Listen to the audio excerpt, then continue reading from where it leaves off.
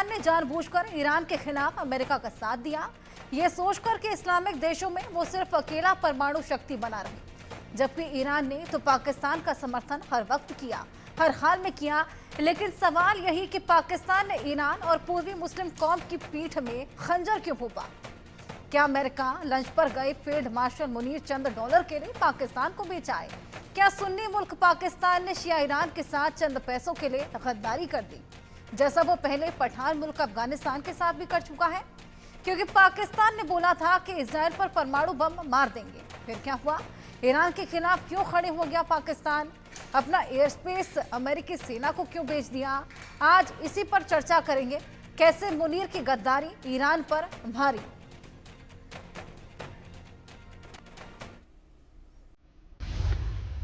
ऐसा कोई सगा नहीं जिसको पाकिस्तान ने ठगा नहीं।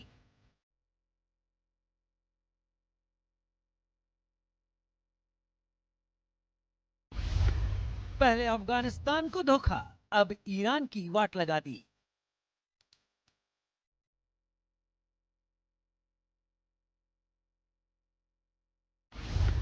सुन्नी मुल्क पाकिस्तान ने शिया ईरान के साथ गद्दारी कर दी।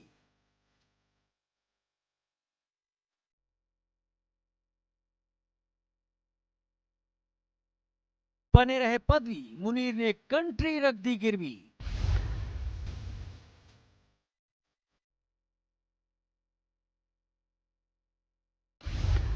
क्या इसीलिए अमेरिका ने पाकिस्तान को भारत से बचाया था?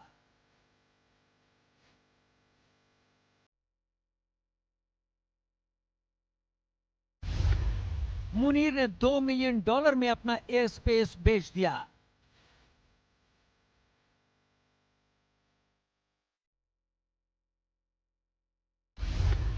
पाक बोला था इजराइल परमाणु बम मार देंगे, ट्रंप ने डॉलर मार दिए।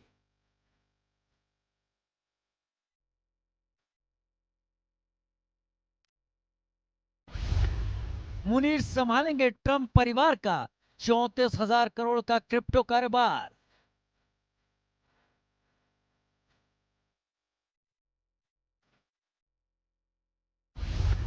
पाकिस्तान ने ईरान और पूरी कौम की पीठ में खंजर घोंप दिया।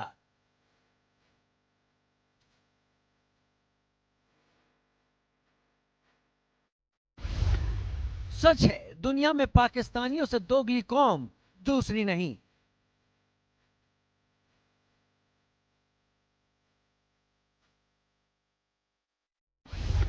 मुनीर की गद्दारी ईरान पर भारी। पाकिस्तानी दुनिया भर में मुसलमानों से उम्मत के नाम पर ईरान का समर्थन करने की अपील कर रहे हैं, जबकि इनका field marshal Asim Munir $2 million में अमेरिका को अपना एयर स्पेस बेच आया। पहले पाकिस्तान कह रहा था हम इजराइल के ऊपर परमाणु बम मार देंगे, लेकिन फिर अमेरिका ने पाकिस्तान पर डॉलर मार दिए और मुनीर पूरा पाकिस्तान ट्रंप को बेच आया। दरअसल ईरान और इजराइल जंग में अमेरिका भी कूद पड़ा। अमेरिका ने ईरान के 3 न्यूक्लियर साइट फोर्डो, नतांज और इस्फहान पर बम दाग दिए, जिससे ईरान के साथ इस्लामिक भाईचारे और झूठी हुंकार भरने वाले पाकिस्तान की असली सच्चाई सबके सामने आ गई।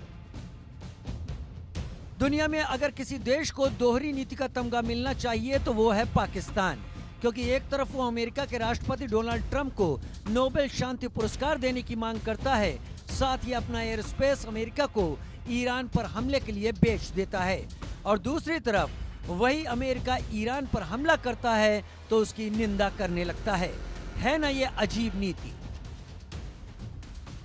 ईरान पर हमले को लेकर चीन भी कुछ नहीं कर रहा है, खलीफा तुर्की भी चुप है, सऊदी अरब और जॉर्डन में तो अमेरिका के मिलिट्री बेस चल रहे हैं, कोई कुछ नहीं कर रहा।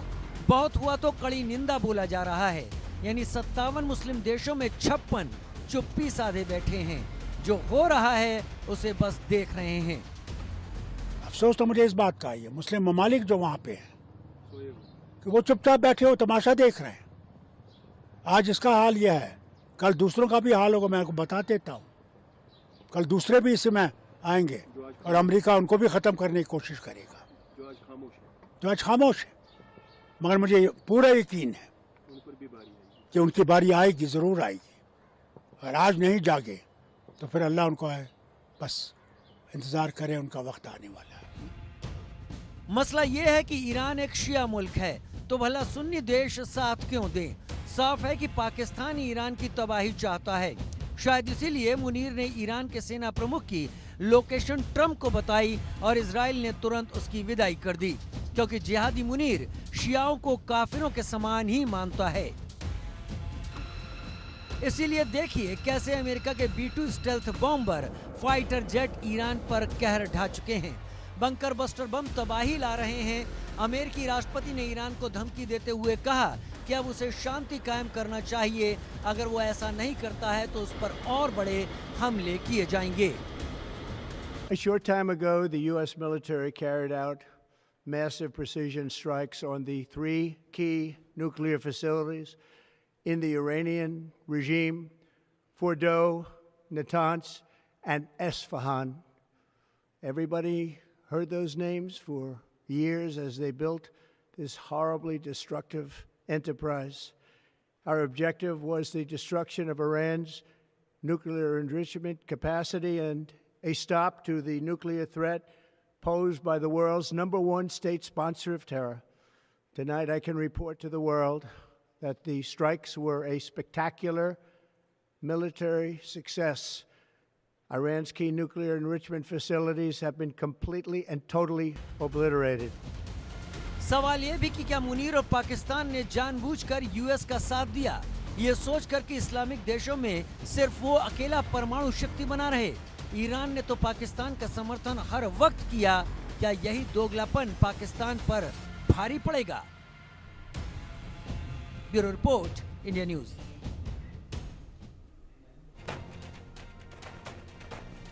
आइए अब आपको पाकिस्तान की दोहरी नीति से वाकिफ कराएं। पहले इजराइल पर परमाणु बम मार देंगे, इसके बाद ईरान पाकिस्तान पक्के दोस्त थे। ट्रंप को नोबेल शांति पुरस्कार देने की सिफारिश की और अब ईरान के खिलाफ अपना एयर स्पेस दे दिया है अमेरिका को। मुनीर अमेरिका गए, पैसों को लेकर डील हुई, ईरान से दुश्मनी मोल ले ली। अब अमेरिका ईरान पर हमला करता है तो उसकी निंदा करने लगता है। पहले क्या हालात थे और अब क्या हालात है, किस तरीके से दोहरी नीति यहाँ पर पाकिस्तान अपना रहा है, डुअल फेस जो कि पाकिस्तान का अब नजर आने लगा है, इसी को लेकर बातचीत करेंगे। हमारे साथ हमारे खास मेहमान भी जुड़े हुए हैं। लेकिन पहले की दोहरी नीति जो अपनाई जा रही है, पहले की नीति और अब की नीति में क्या कुछ फर्क है, ये हमने आपको साफ बताया। हमारे साथ मेजर जनरल रिटायर्ड राजन कोचर, डिफेंस एक्सपर्ट, वहीं मेजर जनरल रिटायर्ड अनुज माथुर जी, डिफेंस एक्सपर्ट जुड़ गए हैं। बहुत स्वागत है सर दोनों का। आप दोनों के पास में आऊंगी, बातचीत करेंगे इस पूरे मुद्दे को लेकर। राजन कोचर जी, सबसे पहले मैं आपके पास आऊंगी। पाकिस्तान की दोहरी नीति, उसका पर्दाफाश अब हो चला है और अब विश्व भर देख रहा है किस तरीके से ट्रंप के साथ डिनर के बाद पाकिस्तान के सुर बिल्कुल बदले हुए नजर आ रहे हैं। देखिए आशा जी, धन्यवाद, आपने मुझे इनवाइट किया इस डिस्कशन के लिए।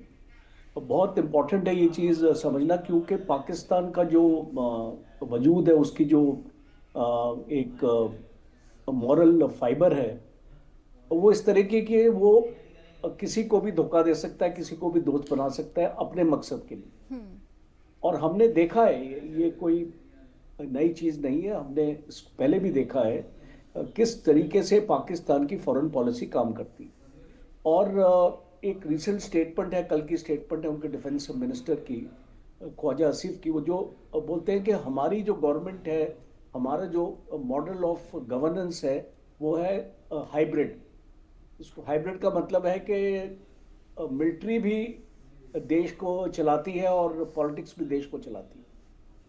तो जब हम ऐसे देखते हैं कि एक आर्मी चीफ को एक हेड ऑफ स्टेट का दर्जा दिया जा रहा है और उसको बुलाया जा रहा है, उसके साथ डिस्कशंस हो रहे हैं, उसके बाद एक स्टेटमेंट दी जा रही है कि ईरान को सबसे अच्छा जो जानता है वो है जनरल मुनीर और वो है पाकिस्तान।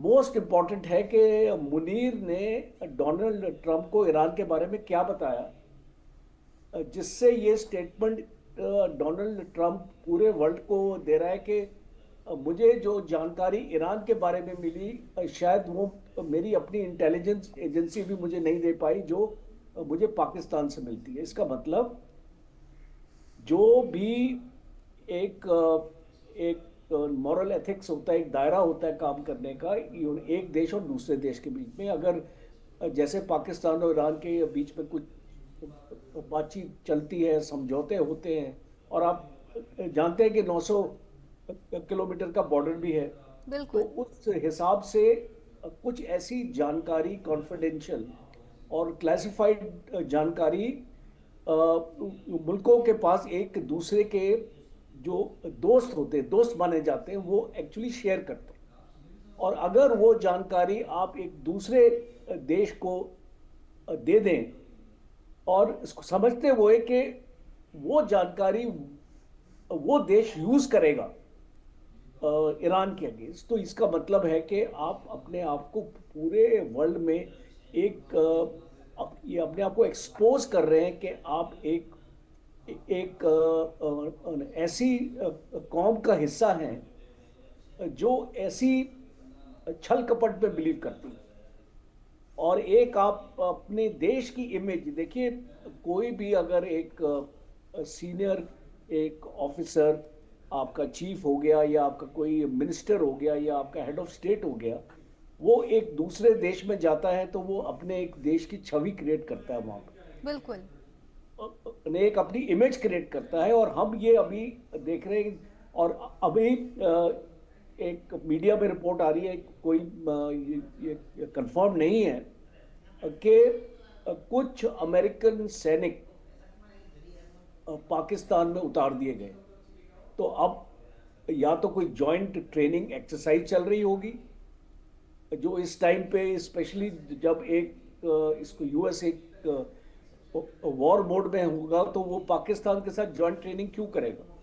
तो इसका एक सिग्नल हम सबको मिलता है कि आने वाले वक्त में पाकिस्तान ईरान को भी दांव पे लगा सकता है और अपने फायदे के लिए। और जैसे आपने क्रिप्टो डील के बारे में बात किया है, अब वो क्रिप्टो डील और फिर ये सीज फायर जो होता है, और जैसे statements Donald Trump cease fire को क्लेम करता है कि उसने मीडिएट किया और ये कराया, तो इस तरीके की, और पाकिस्तान के जो लीडर्स हैं वो ओपन स्टेटमेंट देते हैं, डोनाल्ड ट्रंप को थैंक करते हैं कि जो इसको डोनाल्ड ट्रंप की वजह से ये जो शांति हुई है, और उसको नोबेल प्राइज के लिए रिकमेंड करते हैं। आज मैं उनसे पूछता हूं, इस लड़ाई के बाद इसको नोबेल प्राइज किसको दिया जाएगा? ट्रंप को दिया जाएगा ये इसको लड़ाई स्टार्ट करने के लिए? तो जो ये चीजें बहुत इंपॉर्टेंट है बिल्कुल। हम सबको जानना, कि जिस तरीके से आप यूनाइटेड स्टेट्स को इसको अपने आप को पसार लिया आपने उनके सामने, और अभी जो भी यूनाइटेड स्टेट्स बोलेगा आप करने के लिए तैयार है। आप प्रेसिडेंट ट्रंप को नोबेल प्राइज के लिए भी रिकमेंड करते हैं, और अब हमने इसको वर्ल्ड में देख लिया है कि वो कितने डिजर्विंग है नोबेल प्राइज के लिए। राजन जी,